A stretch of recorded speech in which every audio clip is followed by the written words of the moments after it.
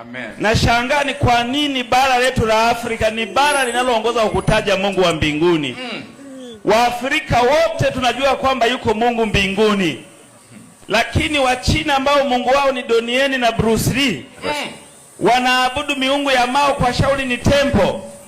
Wanaongozwa na makuhani wao, wamefanikiwa sana. Wanafanya mambo makubwa mpaka tuna shauku ya kukwea ndege twende China. Wahindi ambao Mungu wao ni Krishna, Govinda na Vishnu, ukienda ni wabobevu wakubwa katika mambo ya madawa. Mtu akishindikana Bugando, Kamanga, Muhimbili na Moi, mifupa imeteguka, anaandikiwa rufaa eti aende India. Lakini sisi Mungu tunaokesha makanisani tunaimba pembio, midomo kama mbete, ndio tumebakia hivi hivi, tumekauka kama korosho za Mtwara. Hakuna chochote, laana zinatuandama. Hata mahala tunapolala kunguni zinashindana mbio zikituzomea. Tutapataje kupona tusipojali wokovu namna hii?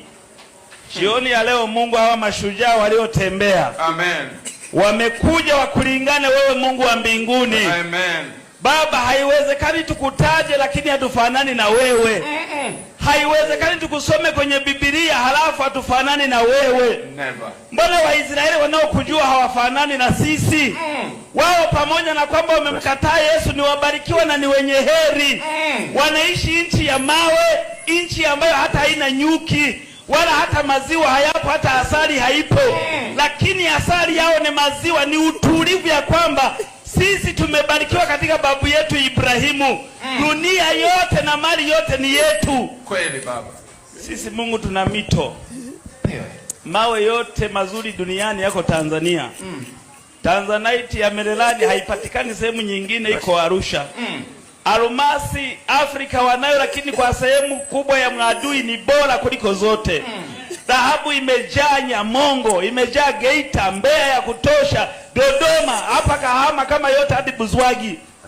Lakini mtu nakuwa na nguo moja kama ng'ombe, mpaka unazaliwa hauna cha kubadilisha. Hata viatu vya kuimbia mtu na azima.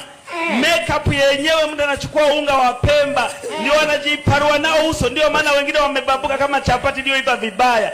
Mungu, hatuwezi tukaendelea hivi.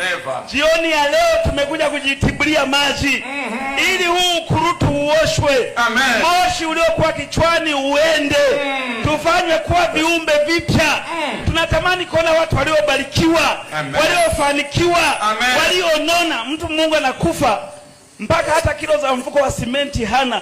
Hata wakiweka kwenye jeneza tunajiuliza